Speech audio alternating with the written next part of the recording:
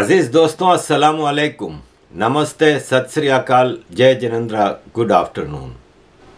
अजीज दोस्तों, पिछले दिनों मैंने आपको अपनी वीडियो में दिखाया था कि विरल मोदी जी हैं जो अमेरिका और इंडिया में अपना ये बिज़नेस करते हैं और वो धार्मिक बिज़नेस करते हैं। सनातन के हवाले से अवेयरनेस फैलाने का काम उन्होंने बिज़नेस के ज़रिए किया है और उन्होंने मुझे काफ़ी चीज़ें भेजी थी जो मैंने आपको दिखाई थी।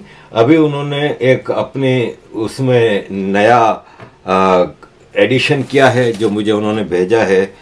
ये लक्ष्मी जी हैं और एक्चुअली इनके अंदर अपने वो भजन वगैरह भी हैं जो आप इसको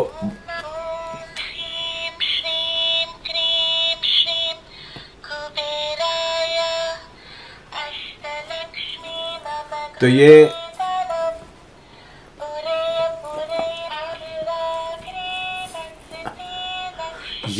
चीज़ें उन्होंने मुझे पहले जो भेजी थी, जैसे ये दुर्गा देवी हैं, हनुमान जी हैं, किशन जी हैं। इन सब के अंदर बटन लगा हुआ है, दबाने से ये सब बजते हैं। इसके अंदर सरस्वती देवी जी हैं, गणेश जी हैं। तो ये सारी चीज़ें उन्होंने भेजी थी और मैं उनका मशकूर हूँ। इसके अलावा उनकी ये किताबें भी हैं, how Ganesh broke his tusk, और फिर इसमें अंदर सारी डिटेल में बच्चों को समझाने के स्टाइल में चीज़ें बताई गई हैं। इस तरह ये Lakshmi Diwali dream team, the curious case of Krishna, Hanuman and his hidden powers, Saraswati and the stolen Somraj, Durga and the mean demon. तो इस तरह की चीज़ें हैं। अगर आप इन चीज़ों में अपने बच्चों के लिए इंटरेस्टेड हैं तो ये इनकी वेबसाइट है, वहाँ से आपको ये सारी डिटेल्स मिल जाएंगी और आप उनसे कांटेक्ट कर सकते हैं उनकी वेबसाइट के ज़रिए। और अगर आप मुझे ईमेल कर देंगे तो मैं उनको फॉरवर्ड कर दूंगा। थैंक यू वेरी मच अजीज़ दोस्तों।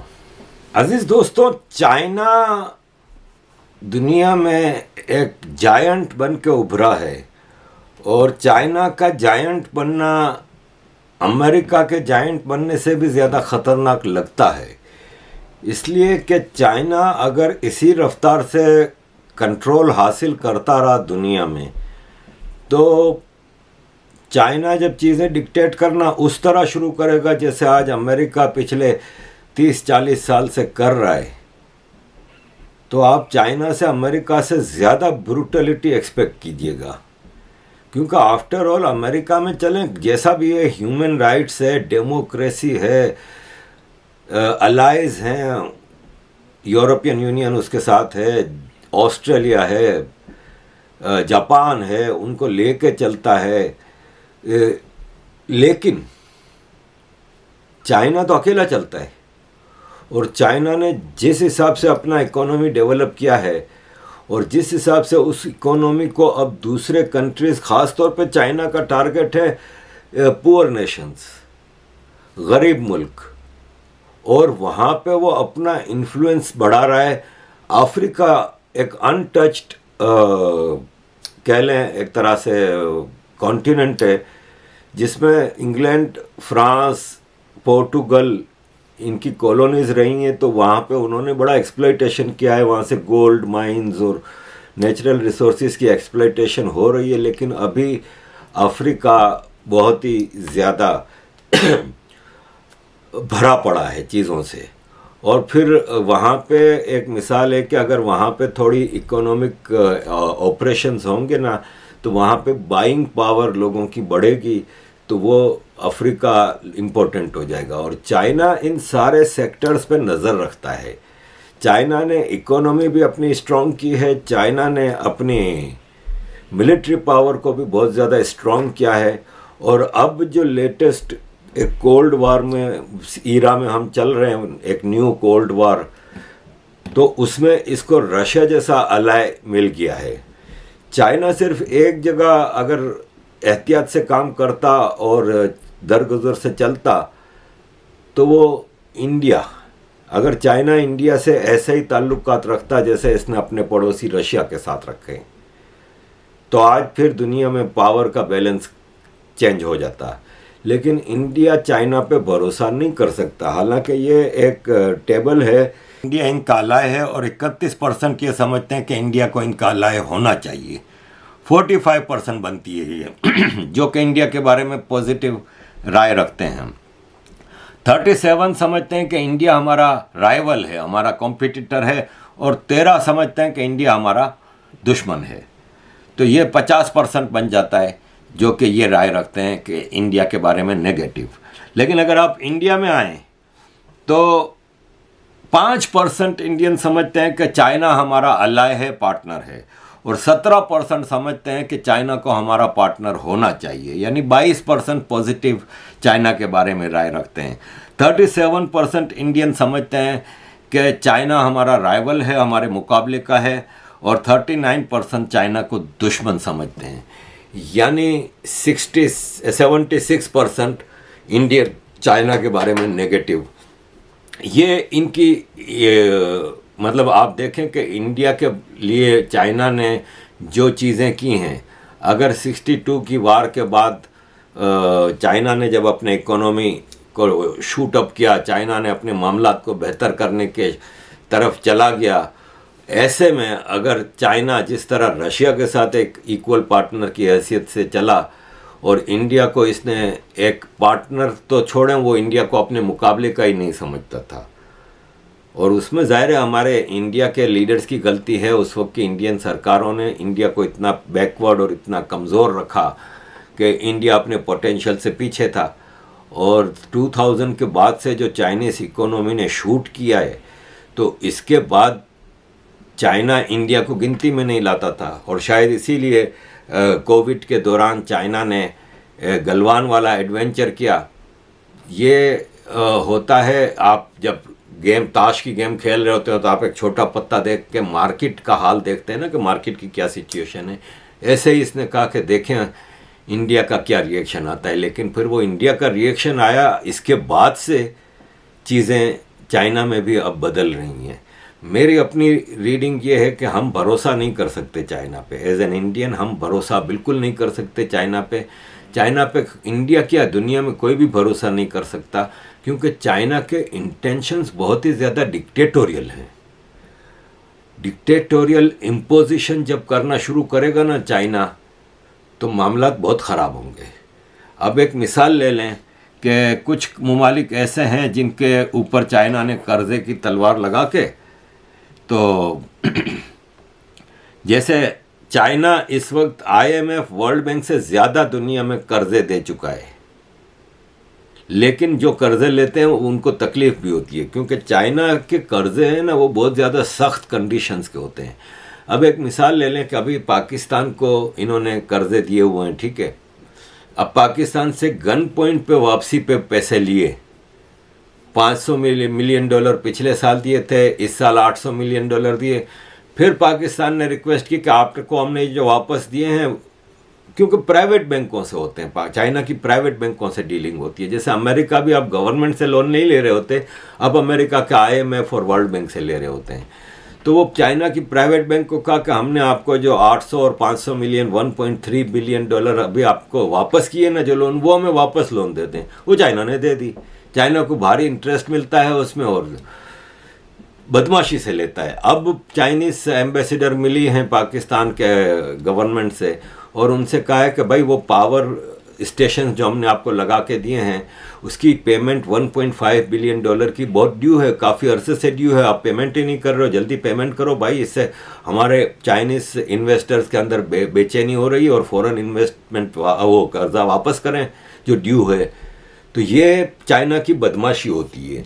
जैसे ज़ाम्बिया और श्रीलंका अब चाइना से रीडेप्ट जो कर्जा है उसकी रीस्ट्रक्चरिंग की बातचीत चला रहे हैं, और पाकिस्तान भी यही चीज़ चाइना से कंटिन्यूसली करता है, रीस्ट्रक्चरिंग। तो इससे क्या है कि चाइना जहाँ पे इन्वेस्टमेंट करता है वहाँ पे मामलात बहुत ख़राब हो जाते हैं। मैं पहले आपको अफ्रीका के हवाले से चाइना की पोजीशन बताना चाहूँगा। इसके बाद में आपको चाइना के और चीज़ों पे ले आऊँगा। देखें, ये जो आप लेफ्ट पे नक्शा देख रहे हैं ना, ये सन 2000 में जो ब्लू कलर के कंट्रीज हैं अफ्रीका के, उनकी सबसे ज़्यादा इंपोर्ट फ्रांस से होती थी, और येलो कलर के जो हैं उनकी साउथ अफ्रीका से होती थी, और रेड है वो चाइना से होती थी। ये 2000। अब आप राइट वाला नक्शा ले लें, 20 साल बाद 2020 में चाइना ने पूरा अफ्रीका टेक ओवर कर लिया है। अब पूरे अफ्रीका में जो इंपोर्ट्स हैं वो मेजॉरिटी चाइना की हैं, बाकी वो ब्लू यानी फ्रांस बहुत कम रह गए, 4-5 कंट्रीज रह गए। ये एक बहुत बड़ा फ़र्क आया है। अब आप देखें, चाइना की जो इन्वेस्टमेंट है, डायरेक्ट इन्वेस्टमेंट, वो साउथ अफ्रीका में $6 बिलियन की है, कॉन्गो में $5 बिलियन, अंगोला में $2 बिलियन, जाम्बिया में $2 बिलियन, एथियोपिया में 2 बिलियन डॉलर। मतलब आप ये देखें कि अफ्रीका की इकोनॉमीज छोटी इकोनॉमीज हैं, उनके लिए 6 बिलियन और 4 बिलियन उनकी इकोनॉमी के हिसाब से, उनके जीडीपी के हिसाब से बहुत ज़्यादा है। पूरे अफ्रीका में चाइना की इन्वेस्टमेंट है, ये खतरनाक है। ये देखें आप, ये आपको एंकर बने हुए लग रहे हैं ना, जो शिप का एंकर होता है, ये चाइना की मेजर इन्वेस्टमेंट इन पोर्ट्स है। अब पोर्ट्स में जो मेजर इन्वेस्टमेंट होती है ना, तो उसका मतलब मैं आपको बताता हूँ।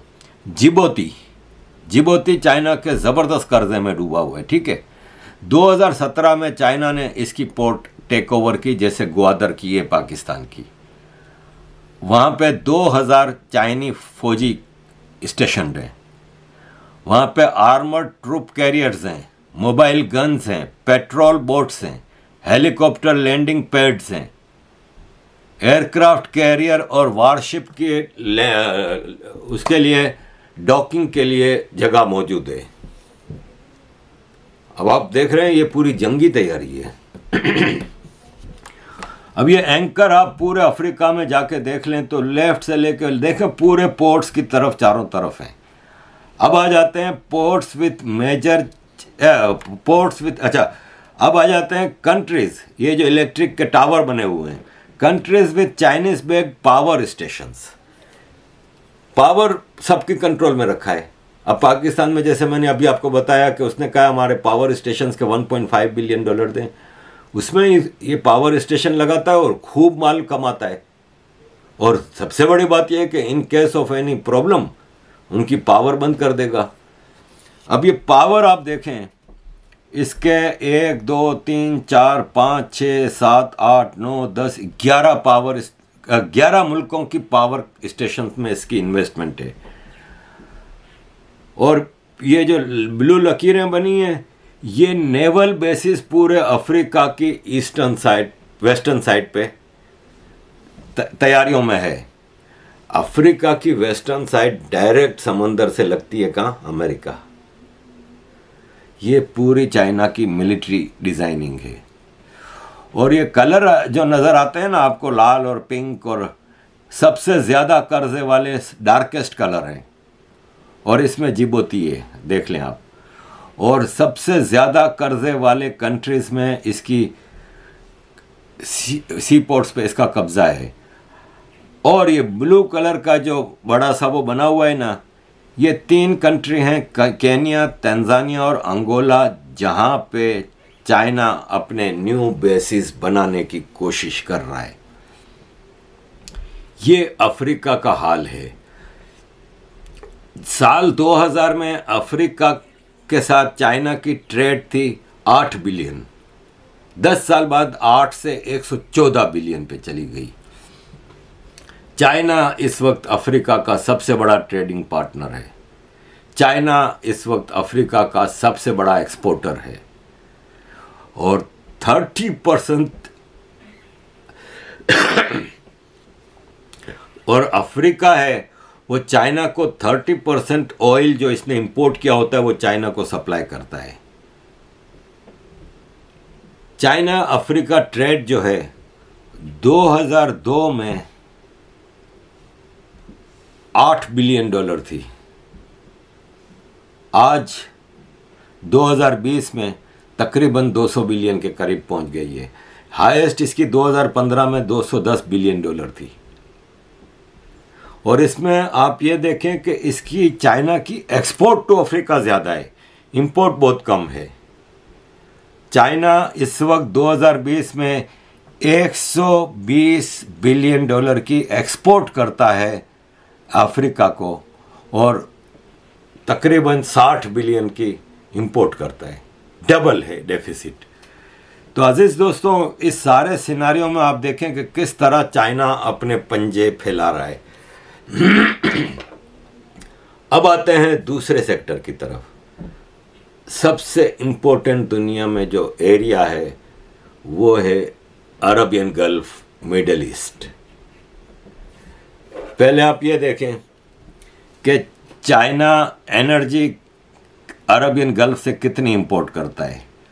कतर 27%, 27.7%, सऊदी अरब 17.4%, ओमान 7.1%, कुवैत 4.7%, ईरान 3.1% और इमारात 1.9%। ये एनर्जी की एक्सपोर्ट्स हैं चाइना की तरफ, यानी इंपोर्ट चाइना की जो है ना एनर्जी की, वो सारी ये मिला के आप ये देखें कि इस वक्त चाइना तकरीबन 70% अपनी एनर्जी रिसोर्सेज इस रीजन में से कमा रहा है, ला रहा है। अब आप ये देखें कि ईरान सऊदीया की डील करा के इसने अपनी उस एनर्जी की रिक्वायरमेंट्स या जो इंपोर्ट्स हैं उसको कितना सिक्योर्ड कर लिया। अब ये जो सारे कंट्रीज़ हैं वो सऊदी अरब के, मतलब ईरान छोड़ के जीसीसी के जो कंट्रीज़ हैं, कतर, कुवैत, कतर आजकल थोड़ा बागी हुआ है लेकिन स्टिल सऊदीया के इम्प्रेशन में आता है। बाकी इमारात, ओमान, कुवैत, बहरीन, ये 6 जीसीसी कंट्रीज़ हैं, उनको एक तरह से सऊदीया डील करता है। तो ये, और एक तरफ ईरान, चाइना ने ये डील करा के बड़ा पासा मारा। अब चाइना एक और काम कर रहा है। अब चाइना है ना, वो मिडल ईस्ट कॉन्फ्रेंस कराना चाह रहा है।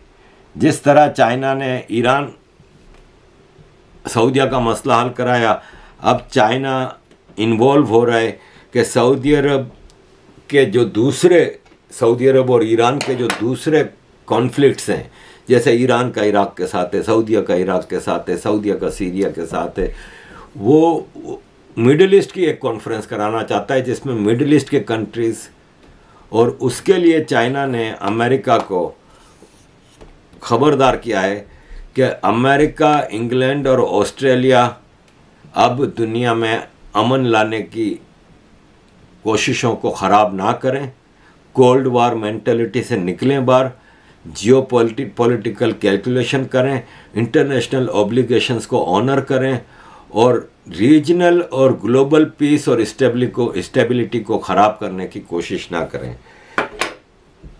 चाइना की जगह ये चीज़ रशिया कर रहा होता ना सब चीज़ें, तो मैं रशिया पे तो भरोसा करने को तैयार हूँ, चाइना पे नहीं हूँ। लेकिन अमेरिका ने दुनिया में इतने मामलात ख़राब किए हैं कि आज मजबूरन दुनिया को एक अल्टरनेट पावर की तरफ जाना पड़ रहा है। अब रशिया चाइना का बहुत ज़बरदस्त अलायंस है। अमेरिका चाइना को रोकने की कोशिश कर रहा है कि वो रशिया को हथियारों की सप्लाई ना करे और रशिया को सपोर्ट ना करे, लेकिन चाइना पाकिस्तान नहीं है कि वो अमेरिका उसके डिक्टेशन देगा और वो मान लेगा।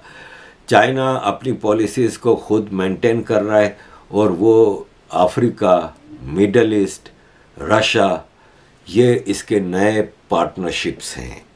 और चाइना चाहता है कि जापान इस रीजन की, साउथ कोरिया इस रीजन की फोर्सेस हैं, इम्पोर्टेंट एरियाज़ हैं, तो चाइना चाहता है कि जापान और साउथ कोरिया अमेरिकन पॉलिसी को टो ना करें। और हो ये रहा है कि जापान इस वक्त भी, सेकेंड वर्ल्ड वॉर के बाद आपको पता ही है कि जब जापान और जर्मनी जंग हार गए थे तो अमेरिकन फोर्सेस वहाँ पे स्टेशन थी, और आज भी जर्मनी और जापान अमेरिकन फोर्सेस के निशाने पे हैं, कंट्रोल में हैं।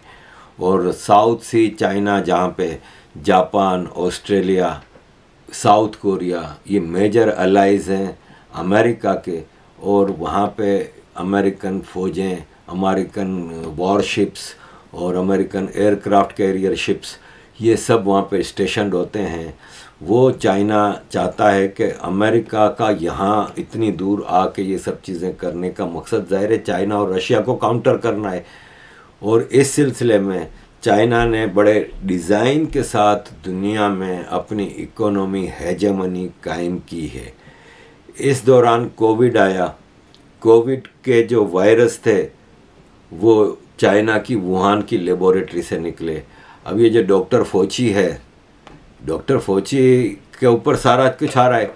यही फार्मास्यूटिकल्स का बादशाह था और सीडीसी डायरेक्टर जो है उसने एक्सेप्ट किया है कि डॉक्टर फोची ने कोविड चाइना की लैब में क्रिएट किया अमेरिकन टैक्स पेयर्स के डॉलर से, और फिर अमेरिका में कांग्रेस के सामने आके झूठ बोला। डॉक्टर फोची के ऊपर 7.7 मिलियन आदमियों के मरने का केस चलना चाहिए, इसकी जगह सिर्फ और सिर्फ जेल है। अब हुआ ये है कि अमेरिकन इन्वेस्टमेंट से चाइना से वो वायरस लीक किया गया, दुनिया में एक इकोनॉमिक स्टेबिलिटी ख़राब करने के लिए। और उसका इनको ये था कि चाइना को सबसे ज़्यादा नुकसान होगा, इंडिया को सबसे ज़्यादा नुकसान होगा। ये दो मेजर जो जायंट बन रहे हैं उनकी इकोनॉमी तबाह हो जाएगी, इससे अमेरिका और वेस्ट को फ़ायदा होगा।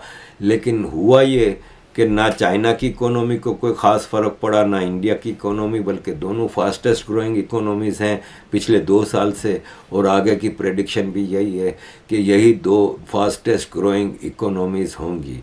इंडिया अपनी लीडरशिप की ना होने की वजह से पीछे रह गया, वरना आज से 40 साल पहले चाइना का जीडीपी इंडिया से कम था। फ़र्क सिर्फ ये है कि इंडिया के पास लीडरशिप नहीं थी जो कि आज लीडरशिप है। जिस स्पीड से आज लीडरशिप लेके जा रही है, तो इंडिया के पास ज़्यादा पोटेंशियल था। अगर 40 साल पहले के जीडीपी के हिसाब में हम देखते तो आज चाइना से बड़ी इकोनॉमी होती इंडिया की, लेकिन आज वो फ़र्क बहुत ज़्यादा है। इंडिया की और चाइना की इकोनॉमी आप यूँ समझ लें कि तकरीबन 3-4 गुना बड़ी इकोनॉमी है चाइना की। चाइना का जो युआन है ना, वो आज के रेट के हिसाब से डॉलर का 6.91 युआन इज़ इक्वल टू $1। तो आप देखें 2018 में 90 ट्रिलियन युआन की इकोनॉमी थी चाइना की, आज 121 ट्रिलियन की इकोनॉमी है युआन, तो तकरीबन 15-17 ट्रिलियन डॉलर की हुई। अब आप ये देखें कि इकोनॉमिक पावर किस तरह बना। 2002 में चाइना की इकोनॉमी थी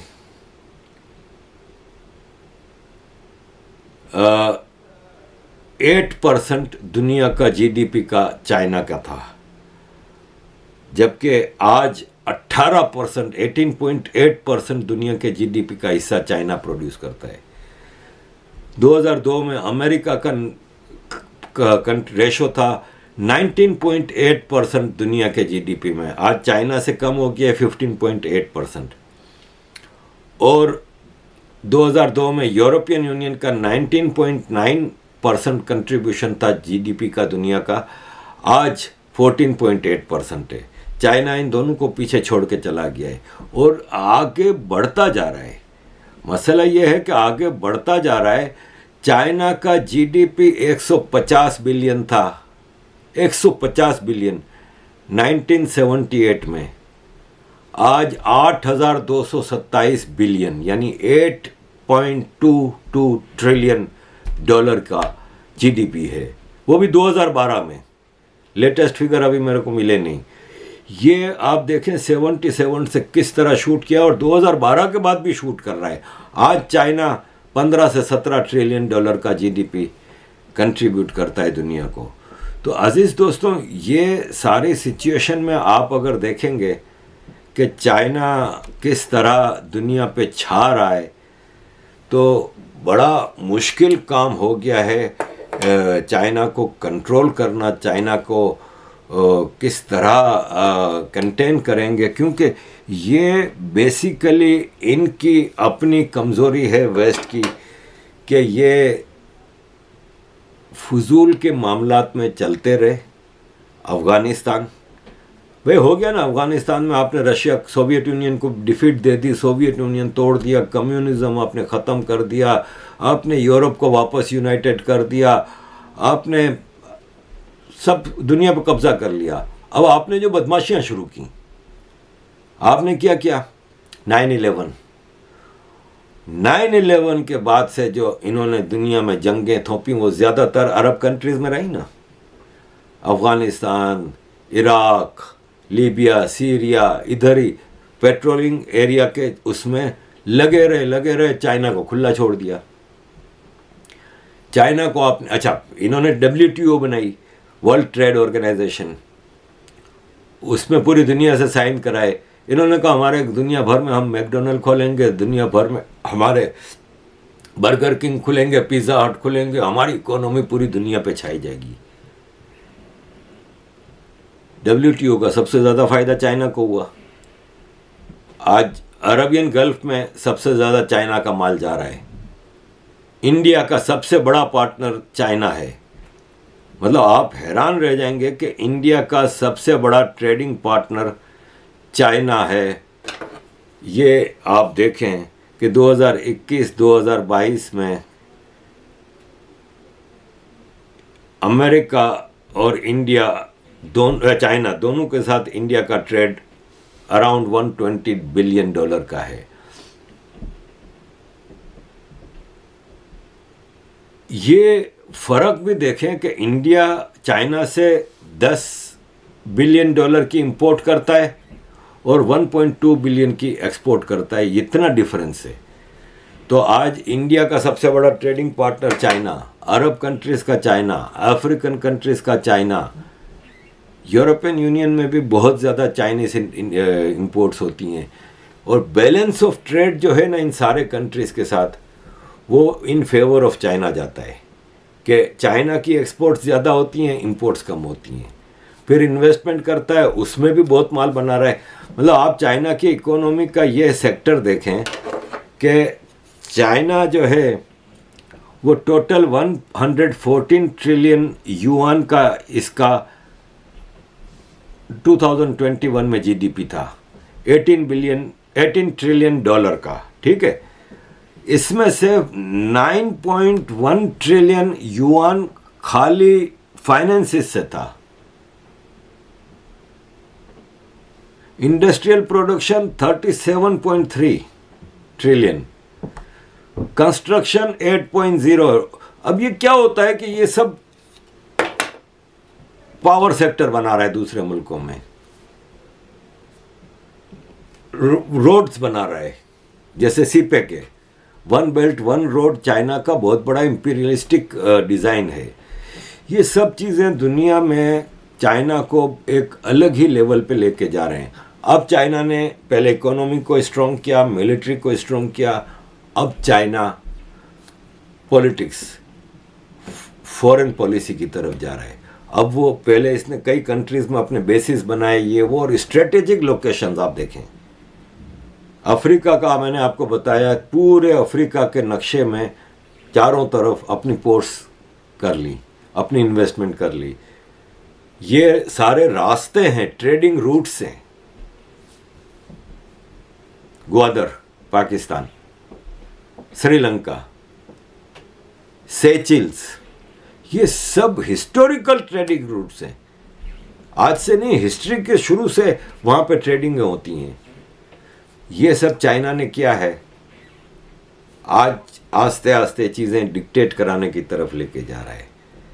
ऐसे में अगर चाइना इंडिया के साथ दुरुस्त चलता ना, तो मैं आपको बता दूं कि इस वक्त इंडिया, चाइना, रशिया का अलायंस है ना, वो दुनिया को रूल कर रहा होता। लेकिन बहरहाल आप चाइना पे भरोसा कर नहीं सकते, कोई भी भरोसा नहीं कर सकता। क्यों? डेमोक्रेसी नहीं है। कम्युनिस्ट पार्टी दुनिया की सबसे बड़ी टेररिस्ट पार्टी है, कम्युनिस्ट पार्टी ऑफ चाइना। आप उन पे भरोसा नहीं कर सकते, क्योंकि ये दिखाते कुछ हैं, करते कुछ हैं। श्रीलंका का मामला, पाकिस्तान का मामला आपके सामने, इकोनॉमियाँ तबाह कर दी।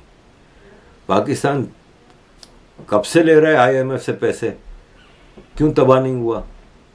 आईएमएफ के पैसे से ही नवाज शरीफ ने पाकिस्तान में मेट्रो ट्रेनें डाली, मेट्रो बसें चलाई, पंजाब के गांव-गांव तक मोटरवे लेके गया।